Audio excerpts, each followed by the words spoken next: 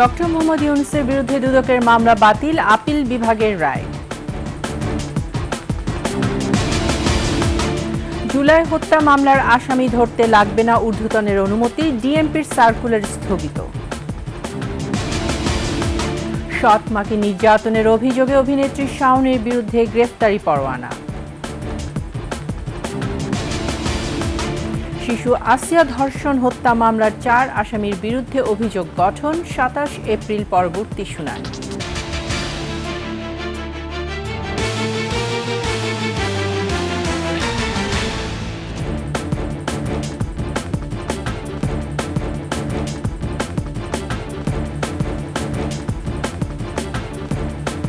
শুনছিলেন সংবাদ শিরোনাম। আমন্ত্রণ 21শে দুপুরের সংবাদের সাথে আছে আমি তাইজিন রহমান। দর্শক, 21শে টেলিভিশনের সংবাদ একই সাথে সরাসরি দেখতে পাবেন আমাদের ফেসবুক পেজ www.facebook.com/21she24 অনলাইনে। এছাড়া সাবস্ক্রাইব করতে পারেন www.youtube.com/@21she চ্যানেলে।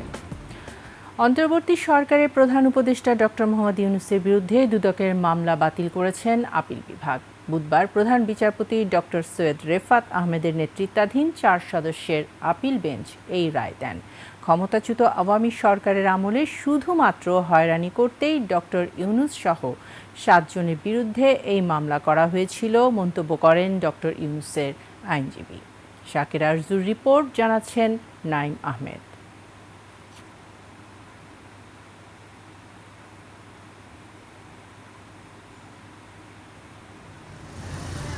25 কোটি 22 লাখ টাকা আত্মসাৎ এবং অর্থ পাচারের অভিযোগে 2023 সালের 30 মে ডক্টর মোহাম্মদ ইউনূস সহ 7 জনের বিরুদ্ধে মামলা করে দুদক। গেল বছরের 12 জুন ওই মামলায় অধ্যাপক ইউনূস সহ 14 জনের নামে অভিযোগ গঠন করেন ঢাকার বিশেষ জজ আদালত 4। পরে অভিযোগ গঠনের বৈধতা নিয়ে মামলার কার্যক্রম বাতিল চেয়ে ডক্টর ইউনূস সহ 7 জনের করা আবেদন খারিজ করে দেন হাইকোর্ট। 8ই আগস্ট প্রধান উপদেষ্টা হওয়ার পরপরই মামলাটি প্রত্যাহার হলেও আইনগতভাবেই সুরাহা করার সিদ্ধান্ত নেন ডক্টর ইউনূস। হাইকোর্টের রায়ের বিরুদ্ধে আপিলের পর শুনানি শেষে বুধবার সেই দুর্নীতির মামলা বাতিল করেন আপিল বিভাগ। দুদকের তড়িঘড়ি পদক্ষেপ সঠিক ছিল না বলেন আদালত। রাজনৈতিকভাবে হয়রানি করতেই এই মামলা করা হয়েছিল বলে জানিয়েছে দুদক। অনারেবল অ্যাপিলেট ডিভিশন এবং আমরা সবাই এটা দেখে কয়েকদিন ধরে হিয়ারিং করে যেটা সেটেল হলো, মেন কথা যে ছোট্ট কথা সেটা হচ্ছে যে পুরো কেসটাই বেসড অন অ্যাকাউন্টিং, হিসাব নিকাশের, যে 25 কোটি টাকা কর্মচারীদের বেশি দেওয়া হয়েছে নাকি অ্যাডভোকেটকে বেশি দেওয়া হয়েছে, এইটা ছিল মেন প্রশ্ন। তো একটা well settled principle of law যেটা শত বছর ধরে অনারেবল কোর্ট থেকে সেটেল হচ্ছে, যে যখনই হিসাব নিকাশের কথা আসবে তখনই সেটাকে আর ক্রিমিনাল লায়াবিলিটি থাকবে না, সেটা হবে সিভিল লায়াবিলিটি। ডক্টর মোহাম্মদ ইউনূসের বিরুদ্ধে আরেকটি মামলা আপিল বিভাগে বিচারাধীন, সেটিও আইনগতভাবে মোকাবেলা করা হবে জানিয়েছেন তার আইনজীবী। নাইম আহমেদ, 21শে টেলিভিশন। কাতারের দোহায় অনুষ্ঠিত হলো রোহিঙ্গা বিষয়ক উচ্চ পর্যায়ের গোলটেবিল বৈঠক। আর্তনা সম্মেলনের দ্বিতীয় দিনে এই বৈঠক অনুষ্ঠিত হয়। এতে প্রধান উপদেষ্টা ডক্টর মোহাম্মদ ইউনূস, কাতার ফাউন্ডেশনের প্রধান নির্বাহী শেখ হিন্দা বিনতে হামাদ আল থানি সহ মধ্যপ্রাচ্য সহ বিশ্বের বিভিন্ন দেশের নেতারা অংশ নেন। বাধ্যতামূলকভাবে বাস্তুচ্যুত জনগণের সামাজিক ও পরিবেশগত চ্যালেঞ্জ, রোহিঙ্গা ইস্যু শীর্ষক এই বৈঠক থেকে সংকটের সমাধান সহ নানা দিক নিয়ে আলোচনা করা হয়। সংকট সমাধানে মিয়ানমারের শান্তি ফিরিয়ে আনা ও রোহিঙ্গাদের ফিরিয়ে নিতে আন্তর্জাতিক সম্প্রদায়ের চাপ অব্যাহত রাখার উপর গুরুত্ব আরোপ করেন প্রধান উপদেষ্টা।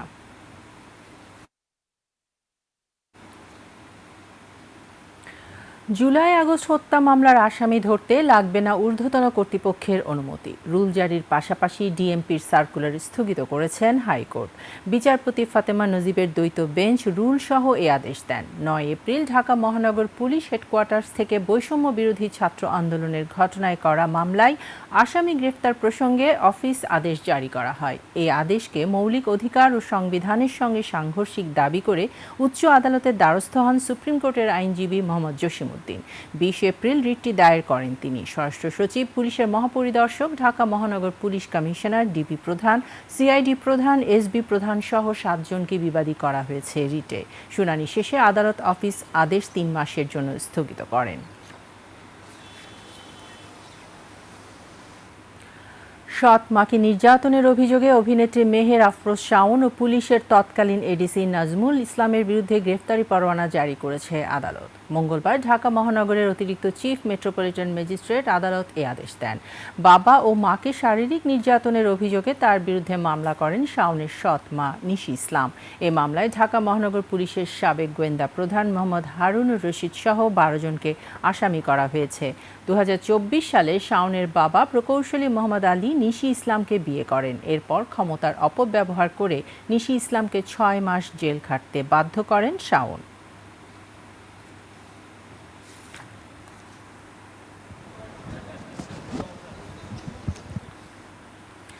মাগুরায় শিশু আসিয়া ধর্ষণ ও হত্যা মামলার 4 আসামির বিরুদ্ধে অভিযোগ গঠন করেছেন আদালত। এর মাধ্যমে এই মামলার বিচার শুরু হলো। একই সঙ্গে আগামী 27 এপ্রিল মামলার পরবর্তী শুনানি ও সাক্ষ্য গ্রহণের দিন ধার্য করা হয়েছে। সকাল 10:30টার দিকে মাগুরা নারী ও শিশু নির্যাতন দমন ট্রাইব্যুনালের বিচারক এম জাহিদ হাসানের আদালতে মামলার অভিযোগ গঠনের শুনানি হয়। সকল আসামির উপস্থিতিতে বিজ্ঞ আদালতে আসামিদের বিরুদ্ধে অভিযোগ গঠন করা হয়েছে চার্জশিটের সংশ্লিষ্ট ধারায় এবং বিজ্ঞ আদালত অভিযোগ গঠন পূর্বক আগামী 27/4/2025 তারিখে সাক্ষীর জন্য দিন ধার্য করেছেন এবং 1 থেকে 3 নম্বর সাক্ষীকে বিজ্ঞ আদালত তলব করেছেন। শিক্ষা উপদেষ্টার সঙ্গে আলোচনার পরও অনশনে অনড় কুয়েট শিক্ষার্থীরা। ভিসিকে অপসারণ না করা পর্যন্ত আন্দোলন চালিয়ে যাওয়ার ঘোষণা তাদের। অনশনকারীদের সাথে কথা বলেন বিশ্ববিদ্যালয় মঞ্জুরি কমিশনের 3 সদস্যের কমিটি। এদিকে অনশনে অসুস্থ 6 শিক্ষার্থীর 4 জনকে ভর্তি করা হয়েছে হাসপাতালে। খুলনা প্রতিনিধি আশরাফুল ইসলাম নূরের প্রতিবেদনে ডেস্ক রিপোর্ট। সকালে আন্দোলনকারী শিক্ষার্থীদের সাথে আলোচনা করতে কুয়েটে যান শিক্ষা উপদেষ্টা অধ্যাপক চৌধুরী রফিকুল আবরার। শিক্ষার্থীদের অনশন ভঙ্গ করে আইনের উপর আস্থা রাখার অনুরোধ করেন তিনি। শিক্ষা উপদেষ্টার সাথে কথা বললেও অনশনে অনড় থাকেন কুয়েট শিক্ষার্থীরা। ভিসিকে অপসারণ না করা পর্যন্ত আন্দোলন চালিয়ে যাওয়ার ঘোষণা তাদের।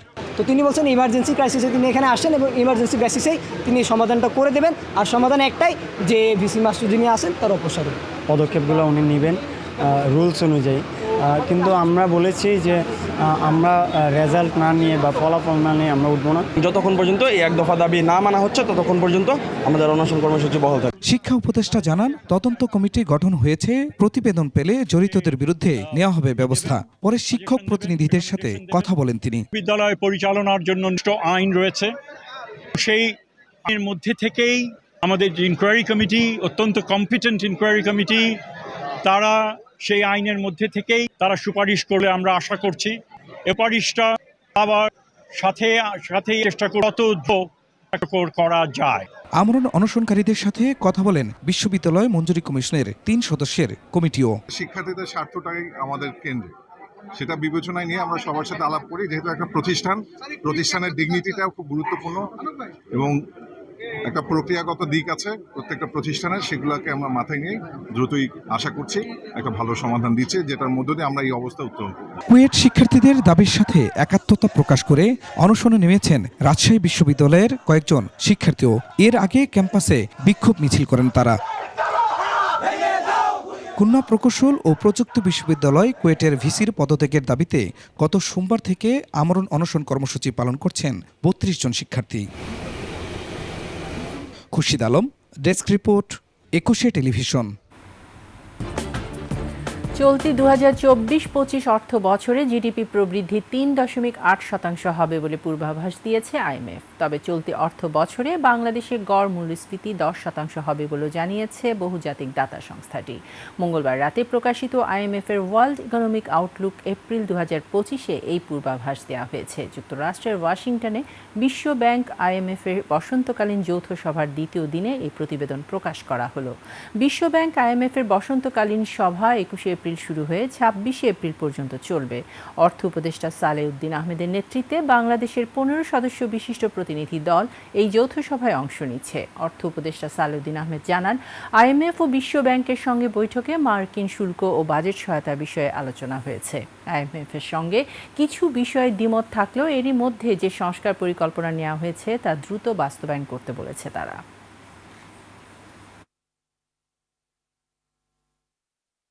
আমরা এই 2 দিনে তাদের সাথে আলাপ করলাম। একটু আগে তো IMF এর ডিএমডির সাথে আমরা আলাপ করলাম, এর আগে গতকাল আলাপ হয়েছে ওয়ার্ল্ড ব্যাংকের লোকদের সাথে। মোটামুটি আমরা দুই পক্ষে মোটামুটি কনভার্জেন্স যেটা বলে, আমরা কিছু কিছু এসে থাকতে পারে, কিন্তু মোটামুটি আমরা একমত হয়েছি যে বাংলাদেশ যে রিফর্মগুলো এখন আমরা করছি এগুলো আরো দ্রুত সামনে এগিয়ে নেওয়ার জন্য ওইটা তারা বলছে। প্রচেষ্টা IMF আমাদের পুরোপুরি সহায়তা করছে, ওয়ার্ল্ড ব্যাংক সহায়তা করছে, ADB-ও করছে, এবং on the issue that we discuss often সেটা হচ্ছে কত তাড়াতাড়ি, এবং আমাদের টাইম মানে the clock that we have set for ourselves সেটা অনেক অ্যাম্বিশিয়াস এবং দে আর নট ইউজ টু ইট। কিন্তু আমরা চাচ্ছি এই ক্লকটাকেই আমরা এই সময়ের মধ্যেই আমরা এগুলোকে বাস্তবায়ন করে। ক্ষমতাচ্যুত প্রধানমন্ত্রী শেখ হাসিনার সাবেক সামরিক সচিব ও সাবেক সংসদ সদস্য সালাউদ্দিন মিয়াজি ক্ষমতায় থাকাকালে ঘুষ দুর্নীতি করে যশোরের হরিণার বিলেই করেছেন ১৫০০ বিঘা জমি। ক্ষমতার দাপটে অনেকের কৃষি জমি কেড়ে নিয়েছেন, অপরিকল্পিতভাবে বানিয়েছেন পুকুর, পার্ক ও বাগানবাড়ি। তার এমন কাজে বিলের পানি নিষ্কাশনের পথ বন্ধ, সেখানে তৈরি হয় স্থায়ী জলাবদ্ধতা। যশোর প্রতিনিধি শিকদার খালিদের তথ্যচিত্রে ডেস্ক রিপোর্ট। যশোর সদর উপজেলার চাঁচড়ার বানিয়াবহু গ্রামের কৃষক হজরত আলী গেল মৌসুমে আমন ধান চাষ করেও ঘরে তুলতে পারেননি। জলাবদ্ধতায় তলিয়ে যায় তার স্বপ্নের ফসল। 5 টাকা দিয়েছি কিছু, দেওয়ার পর তরফ থেকে কি এলো, 2 বিঘে 5 টন ধান মারি গেল।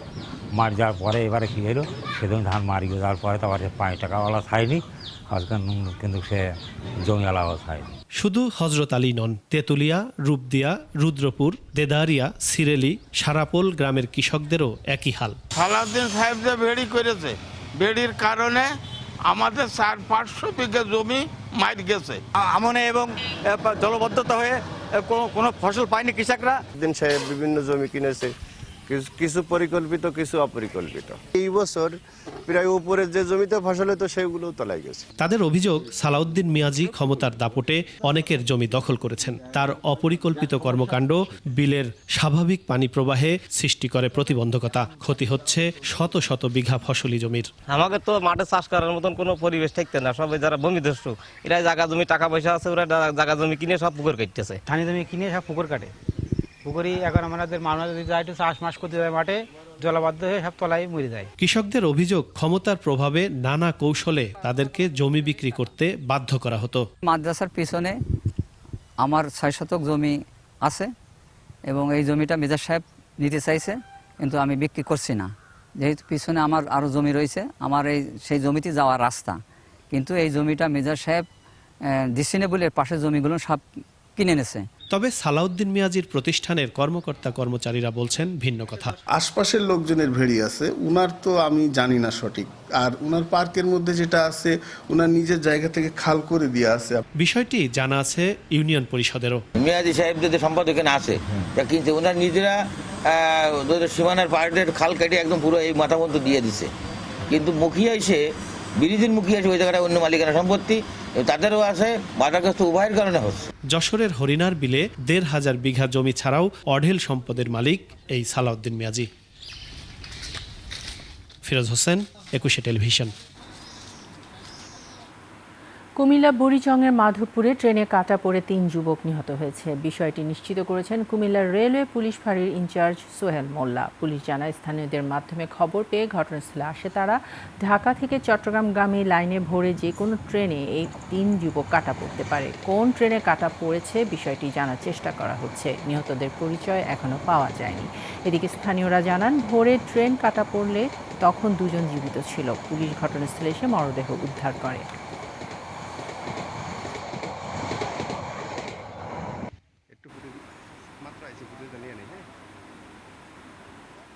শেষ করছি দুপুরের 21 সংবাদ। যাবার আগে সংবাদ শিরোনামগুলো জানিয়ে দিচ্ছি আরও একবার। ডক্টর মোহাম্মদ ইউনূসের বিরুদ্ধে দুদকের মামলা বাতিল, আপিল বিভাগের রায়। জুলাই হত্যা মামলার আসামি ধরতে লাগবে না ঊর্ধ্বতন কর্তৃপক্ষের অনুমতি, ডিএমপির সার্কুলার স্থগিত। সৎ মাকে নির্যাতনের অভিযোগে অভিনেত্রী শাওনের বিরুদ্ধে গ্রেফতারি পরোয়ানা। শিশু আসিয়া ধর্ষণ হত্যা মামলার 4 আসামির বিরুদ্ধে অভিযোগ গঠন, 27 এপ্রিল পরবর্তী শুনানি।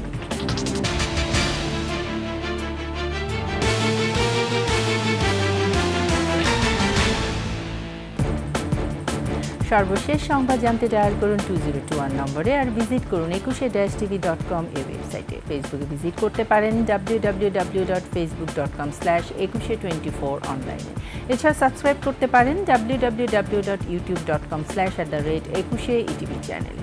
এতক্ষণ সঙ্গে থাকার জন্য ধন্যবাদ। পরবর্তী সংবাদ বিকেল 5টায় দেখার আমন্ত্রণ রইল। একুশের সাথেই থাকুন।